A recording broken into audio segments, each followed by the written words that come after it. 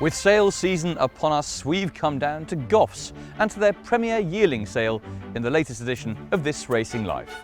Here's what's coming up on this week's show.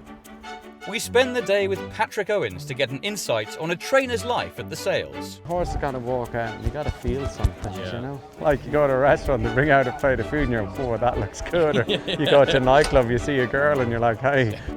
Check in with Baaeed in his new career at Shadwell Stud. We all love working with these horses and we take it for granted sometimes.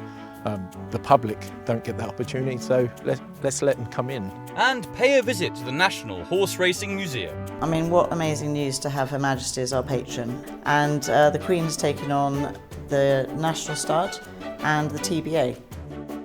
Good morning, ladies and gentlemen, and welcome to Doncaster for the Premier Yearling Sale. It's now 10 o'clock, so we're ready to start. This being the first sale in the country, you know, there's going to be competition's going to be pretty fierce. You know, you got the trainers that have early 2-year-olds, you'll have the breeze-up guys, then you might have consigners that don't sell, so they might want to keep part and breeze. So it's kind of going to It's a lot of competition. And do you have a set budget in mind? Well, in your head, or is there a certain obviously, yeah, we go up and down. Obviously, you want to try and buy them at a lower level, but then you'll get in there and you'll go no, or yes. Okay. From me looking in, I feel like it might be quite easy to get carried away. You can do, but it's like I always say to every owner that's new to the game, come to the sales once or twice and don't buy anything. Yeah, just to see what it's all about. Because I have seen some get carried away and they've been burned. How long would you spend going through the catalogue then? I'll go through it every evening. Usually I'll go through the stallions and the dams, and you'll take some off, and then if there's photographs up, you'll look at them and you'll see a sign, you'll go, no, definitely not. And then we'll try and shorten it down as much as we can. Do you try and find your own little angle? Yeah, definitely. You got to. You have to, don't you? Otherwise, it's so competitive. You know, we're a yard that's, you know, dealing in 12, 14 horses, and you're competing with trainers here that got 300 on their books. Yeah. You know, so you know an angle is key. An angle is key, and that's why the most important thing is it's like I say to a lot of the owners that come in. I see this as like, not only do we want success on the track, but it is a business. So I see it like, you know, the stock market. You got to buy low and sell high. Sure.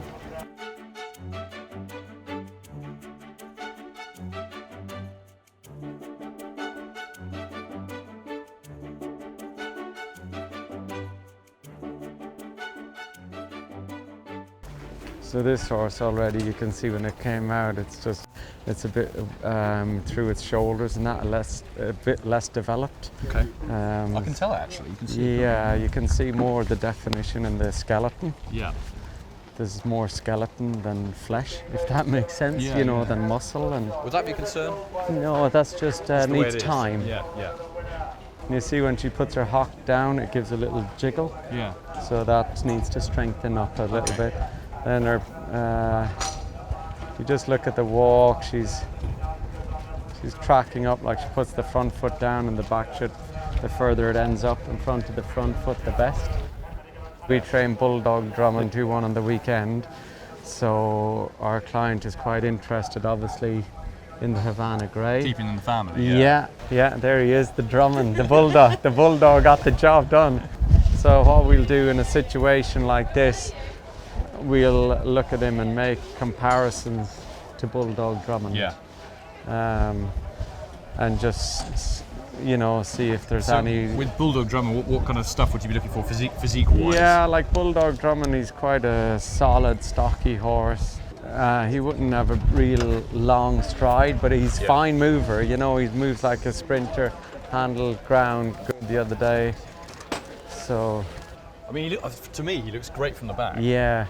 But it's like two halves at the moment. Yeah.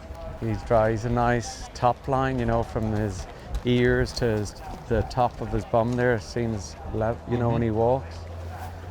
And he crosses over his back legs from it. They cross over good, so flexion is good. Bulldog drumming is similar, like he's very muscular horse, bulldog. So you can see from the where there's the end of the mane just here.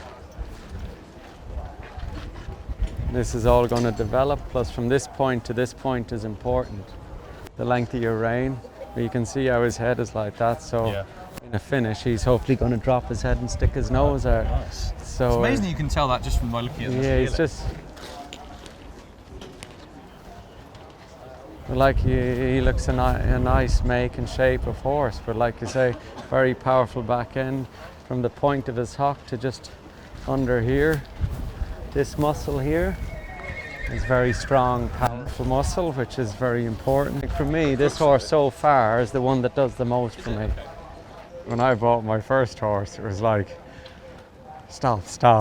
You know, you do get carried, you do. It's a buzz, it's an adrenaline buzz, but it's like, but then when you buy one and it doesn't work out, you're like, oh God.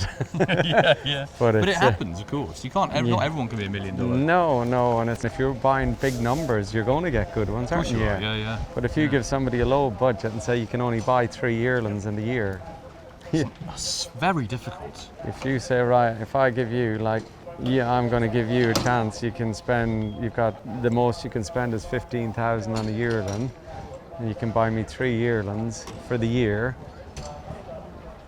Get me 3 winners. Yeah. You know, you can go to, and the thing is, when you buy the first one, then you might find better ones at the next sale, but you've already bought one, so that vice only versa. You leave it at the first too one. late, and then you might miss out. Exactly. So It's a very tough game to play, if you can go out there and be buying 50, 60, 70 yearlings, or it makes it a lot easier. oh yeah, a lot easier. But when you can only buy 2, 3, like for our syndicate, we're going to buy 1. Yeah. It's got to be good. You know. No pressure, Pat. No pressure. Pressure's for tires. No, but we'll go and just see where this one's going now and have a look.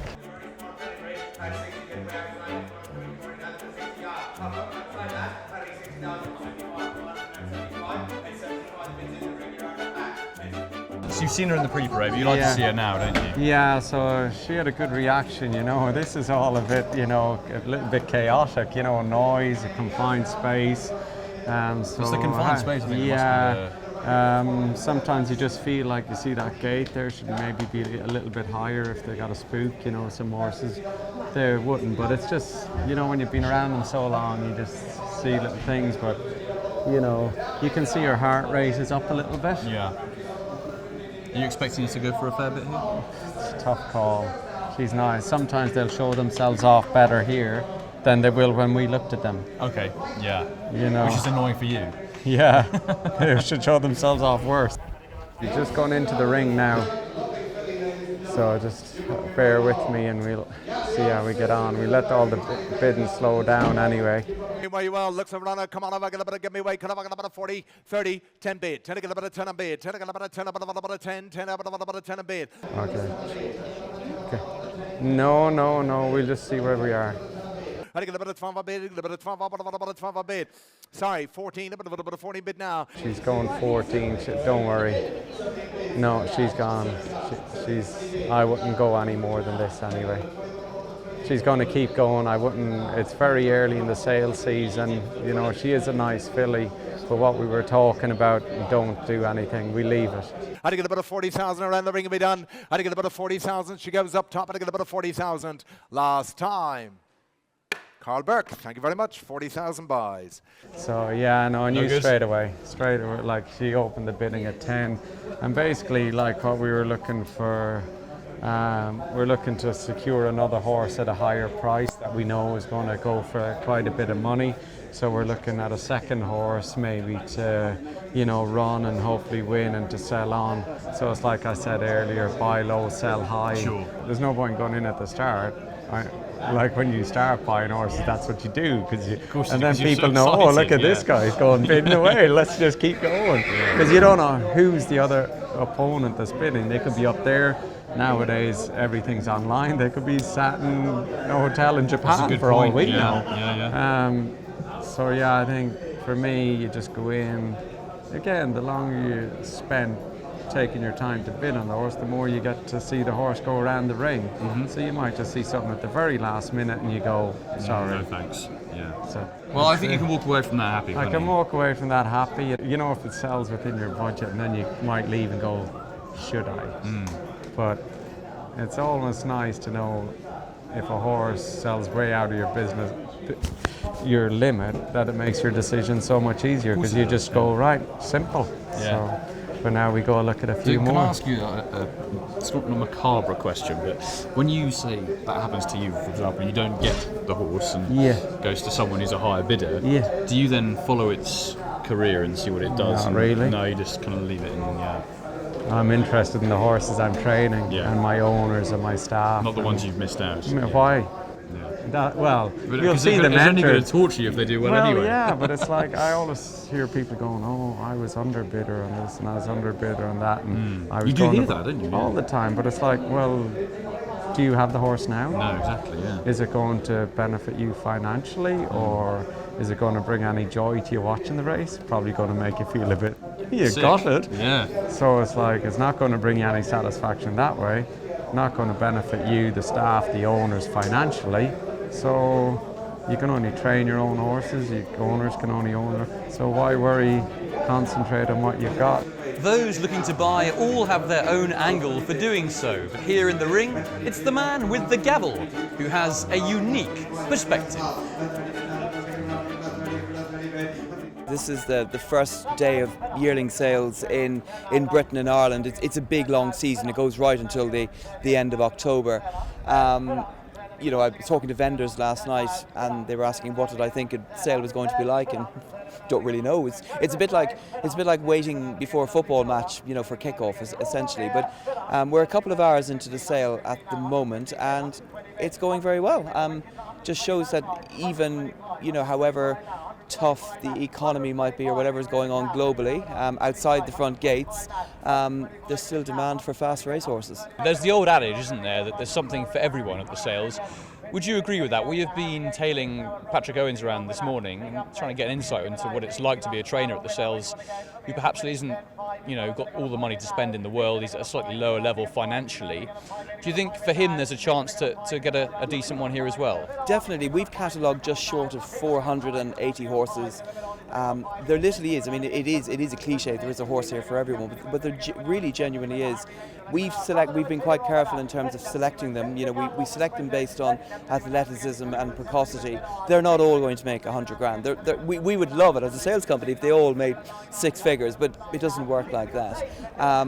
And you just never know where the next big race winner is going to come from. It's also important to mention as well that there's a sales race attached to this sale. So it's Harry's $500,000 by Goffs. It's in memory of our former chairman Harry Beebe, who founded the big sales race at York. The prize fund, it's a guaranteed £500,000 prize fund. This year, last week at York, we actually had a surplus, so we ended up with over £620,000 in the pot. That race at York in the week running up to this sale certainly helps, and it gives every trainer, and it gives the likes of a Pat Owens a chance of having a big payday. We've seen how the smaller trainer goes about life at the sales, but how do those with more money to spend approach things? Well, obviously in the past we've been lucky at Doncaster. We bought a nice horse Celebration, and we come here every year with the view to just buy some precocious type, and I've seen a good bunch of yearlings. I think there's a few nice individual, and obviously first season sire as well, so that's what we're looking at, and obviously has to match with the price, but got a few to follow through and see if we can be lucky. And when you say precocious, do you mean a forward physique, an athleticism? What do you mean exactly by precocious? Yeah, usually at these sales you tend to look at yearlings. They're going to be early 2-year-olds. So when we say early, like April, May, or Ascot type, and usually there's plenty of choice here. They tend to be more sprinters type than mid distance, and like I said, it's been a lucky sales for us, and like to come here and see what is on the market, and hopefully we go away with a couple. Away from the stress of the sales ring, we've come to calmer waters and to Beach House Stud, just outside Newmarket, the home of Shadwell and its superstars. I've always said it about our industry that if you want to come and work in it, it's the only industry that straight away you can work with superstars. You wouldn't be able to go into a football team and work straight away with Ronaldo, but you can come into this industry and work straight away with Baaeed, Mohaather and Mostahdaf. It's amazing. It's the only sports that you can actually go in straight away, like I said, and work with the superstars. Yeah, and of course Sheikha Hissa as well, is hugely loyal, isn't she? And I know that she's quite hands-on with the whole operation too. Sheikha Hissa is hugely loyal to the people who worked for her father before her. Sheikha Hissa loves the horses herself.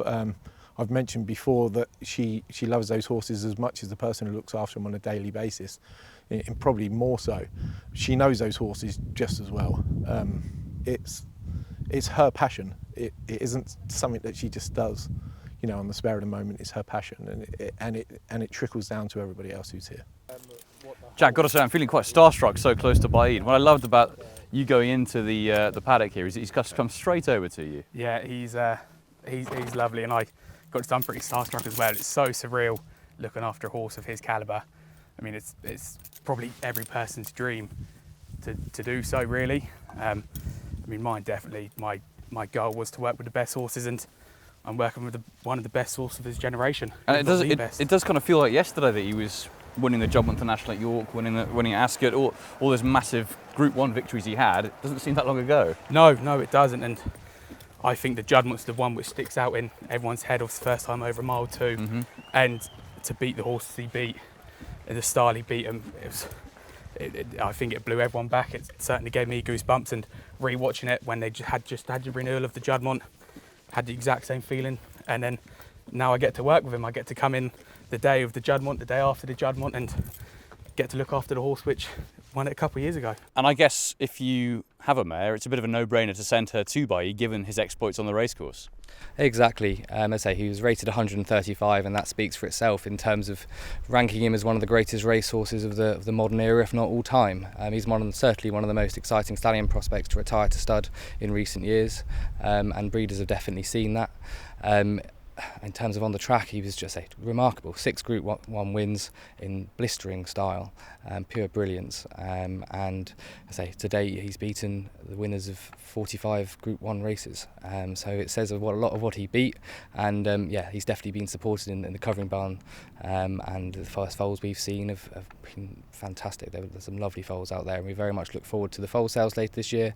And then obviously the yearlings, and then a lot of his stock will be seen for the first time on the racecourse in the public eye. So yeah, the mares we've had is brilliant. He's got a beautiful pedigree. I'm looking at that now. It's some wonderful family members in there going backwards for Mostahdaf. Yeah, not bad really. He's almost royalty in the old thoroughbred terms, but say hopefully he can pull it off. And I'd say at 15 grand he's a steal really. So Joss, you look after Mohaather at the moment. He seems pretty laid back and happy. Yeah, he's a smashing looker. You know, I've even supported him myself. I have my own yearling by him. I've stayed loyal to him, and I hope everybody else does too, because I think he's a really good stallion prospect. He's very much like his dad, very similar type. That's why I liked him, to be honest. He's just a stamp of his father. So. And you're expecting him to be a similar type in terms of distance on the track as well? I think he's probably going to be a bit more of a back-end 2-year-old, but he's showing all the right signs at the moment. I'm very happy with him. Expecting him to be a miler, that kind of thing? I think so, yeah. He's definitely bred to be a miler. He's out of a sort of a miling mare. Obviously, he was a top-class miler, so, you know, if it all goes to plan, that's what should happen. Well, I guess if he looks like his dad, then it's probably pretty promising. It's half the battle, isn't it? Yeah. All 3 stallions go back to Niarco in the male line. And Niarco, well, he features in multiple times in their pedigrees. Also, Crapello, who stood here, the Derby winner, he is the great-grandsire of Height of Fashion, who was Sheikh Hamdan's favourite foundation mare. So we have a family interest in the stallions that stood here. And Baaeed has a lot to look up to. He has to walk past that list every day when he comes down here. So. And it must give you a great amount of pleasure and satisfaction and excitement too to have 3 such wonderful stallions here at the moment in the shape of Mostahdaf, Mohaather, but perhaps most importantly Baaeed. Oh, most importantly Baaeed, definitely. When I started in 1988, The first mating I had anything to do with Height of Fashion was the mating that produced Bashaya, who is Baaeed's fourth dam, and then we go from Bashaya to Rahayeb, to Lahadood, to Agareed, to Baaeed. So I've seen the family through 5 generations now. So that is a great sense of achievement. It's not all my doing. It takes an army to produce a racehorse. Many people are involved in rearing the mares, training the horses, all that sort of thing. But I'm a cog in the wheel. And I guess if he could emulate what he did in the racecourse and the breeding sheds, you'd be very happy indeed. Very happy indeed, yeah, and so would the family. It would mean so much to them. And I wanted to ask you too, there's some lovely artwork here at Beach House, isn't there? And I know that Baaeed features on some of them as well. There's a famous photograph of Nyarko being led out of his air raid shelter. He was so valuable that Mr. Benson actually had an air raid shelter built for him in his paddock. Fortunately, it's not there now, but we have the painting of Baaeed actually with his head shot above Nyarko being led out of his air raid shelter. I can see the cogs are always working with you. You're always looking for new opportunity and innovation. And one of those sort of innovatory techniques, I suppose, to try and get more of the public involved in this is National Racehorse Week, isn't it? Because I know that you open your doors to the public to come and see the stallions. We have, in conjunction with the TBA, we've opened our doors, and we feel it's very important. You know, there's been numerous occasions people have written into us and asked if they could come and see the stallions with no financial gain whatsoever to Shadwell. We let them come, and opening the doors to the National Racehorse Week is just another aspect of that. If you're a fan, you should have the right to come and see these horses.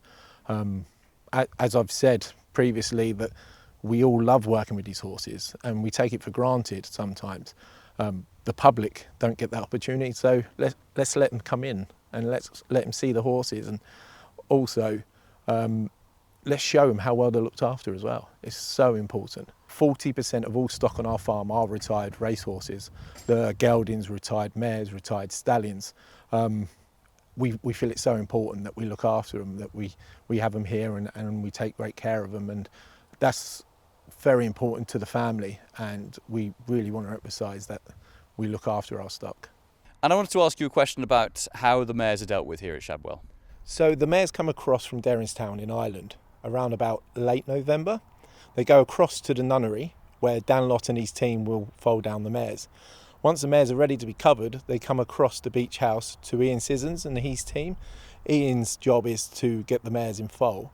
Once they're safely in foal and the foals are healthy and the mares are healthy, they return to Ireland, Derrinstown, to Stephen Collins and his team, Joe and Kay, where they will then stay in winter and be weaned, and then the yearlings go into training, and that's where it ends. I guess really what it comes to is that everything, absolutely everything, is thought about.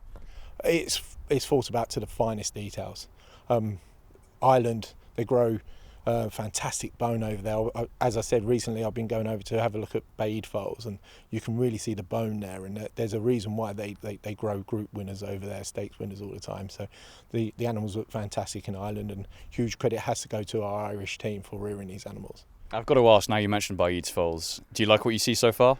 I've seen some fantastic foals. Turret Rocks was really nice. The Queen's Trust is really nice. There's some fantastic foals out there. Really, when you get to see them at the sales and then at the yearling sales, they're going to knock your eyes out, I promise you that. And finally, I wanted to ask you, in the past here at Beach House, it has been home to champion sire. How much would it mean, and how likely do you think there could be one waiting in the wings here? Look, we've got three young stallions here. Obviously, Mohaather's made his mark already and is most definitely on the upward curve. Having a horse like Baaeed, who, as I say, was one of the greatest racehorses of the modern era, he has as good a chance as any stallion's had for many, many years, given the quality of what he's covered and the horse that he was. Mostahdaf, as I say, stallion's pedigree, stallion's performances. So look, we've got 3 young stallions who have a very good chance of as being what we want them to be, and hopefully being featured names on our honours board for many years to come. If Shadwell Stallions are producing the future, then here at the National Horse Racing Museum is home to its past. But visitors don't just get a history lesson. So Tracy, you're operations manager, which means you're involved in taking charge of some of the events here at the museum. Just talk us through some of those. So we've just finished a summer of horse lovers events. So we welcomed Shetland pony racing here. We've done horse ball. We've done show jumping. So we do a wide variety of arena events throughout the year and a load of children's activities and really amazing creative programming we do here. But now, as we obviously coming into the autumn, our events we're looking forward to will be our Halloween and our Christmas events. So we're very fortunate to have 2 Shetland ponies here. So as you may know, they are companions for our thoroughbreds, for the resident horses that we have here. And so our Halloween theme is It's a Nightmare at the Museum, and we've lost one of them, and you need to create a spell in order to bring her back. And then our Christmas one, we welcome the Suffolk Punchers, and they do a beautiful horse trap ride around the museum, as well as lots of other Christmas events here as well. So all the events are always trying to link into our themes, so whether that's with our horses or with our history. So, you know, there is so much, I think, don't people realise that there's so much here to do? There really is. Yeah, absolutely. I think it's very important to capture the younger brigade's interests from a relatively early stage in their lives, because I was transformed by coming to this museum all those years ago. It lit my bug. It's what kind of grew my passion. And I think so many people could be in my position. Oh, and it's a lovely story, that. It really is. But you don't have to be into racing. You don't actually have to be into horses to enjoy our museum. You generally don't. There are so many different aspects. You know, you've got the history, you've got the art and events. We've had a classic car show. We've had a dog show this year. And again, dogs and the horses link, and the speed in terms of Frankel and the classic cars link. So, you know, there are so many things to hook people in here. And once they discover us, you know, they do come back again and again. And you talk about speed and being just in front of the Heroes and Legends cabinet leads us on nicely to Batash, who Shaker Hissy might be kindly enough to bring along to the museum at some stage. Yes, so we've got the Henry Cecil Open weekend coming up. So all of Newmarket embraces this weekend. It is just amazing. And again, for what people can do across that weekend. So if you come to the museum during those Saturdays and Sundays, we're very, very privileged to have Batash here. So that'll be a huge hit. We know in the past we've had star horses, and people just love to see legends and to see horses that you might have won on and won some money on. So that'll be a real draw. We've also actually got Jack Brock on the other scale of things, another Shetland who is renowned for going into care homes and particularly dementia residents, and it brings them great joy. He's actually wrote a book, well, I think his owner, Ali Page, might have done, but yes, he's written a book, and he's going to launch it here, and so all the children can come and have free story time and see our own resident mini museums as well. I looked at the sort of Hall of Fame wall there with some pretty big names on it, and you're adding to it all the time, aren't you? Yes, they have their inauguration time twice a year, and the latest one actually has been Dubai Rebellion that's supposed to be put in. So yeah, we're very, very lucky. And Aidan O'Brien has yet to pick up his award from the Guineas, so hopefully he'll be coming here soon. Yeah, come on, Aidan, get yourself here. And in terms of patronage, you're quite well supported, aren't you? By one of our colleagues, Nick Luck, and also by someone rather more important. Well, I mean, what amazing news to have Her Majesty as our patron. So we're very, very lucky. As you probably know anyway, Newmarket has been well endowed by the King and the Queen, who are both joint patrons of the Jockey Club. And the Queen has taken on the National Stud and the TBA. So we are, I mean, really, really blessed. And when we thought that one of the people inaugurated, obviously, was Her Majesty the late Queen, Queen Elizabeth II, and to have that continuity is so important for racing, and we're very, very lucky. And you're always finding new ways to innovate, aren't you? We are. We're definitely. We've got a lot of plans afoot. We've got some exciting exhibitions planned. We're just going through the kind of phase of that at the moment, and so we'll be showcasing those in the next year or so. But we have got a lovely icons exhibition at the moment, which you're very aware of, which is John Reardon's paint pictures of the mainly Darley stallions and horses when he was there, and that's really well worth seeing, and going on to his chefs at the end. From horses under the hammer at Goffs with Patrick Owens, Shadwell Sires and the Icons Gallery here at the National Horse Racing Museum featuring Bull Senior, that's all we've got time for. Thanks for watching and goodbye.